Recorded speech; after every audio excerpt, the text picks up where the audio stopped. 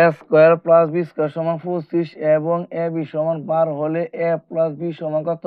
প্রথমে আমরা হোলের আগে যা আছে তা আগে আমরা দেওয়াচিতে লিখে নিব। আমরা জানি এ স্কোয়ার প্লাস বি স্কোয়ার সমান সূত্র আছে তিনটি, একটি প্লাসের মান দিয়ে, আরেকটি মাইনাসের মান দিয়ে, আরেকটি প্লাস এবং মাইনাসের উভয়ের মান দিয়ে। আমরা সব সময় মানের উপর নির্ভর করে সূত্র প্রয়োগ করব। আমাদেরকে প্লাসের মান বের করতে বলা হয়েছে, তাই আমরা 1 নং সূত্র অনুযায়ী অঙ্কটি সমাধান করব।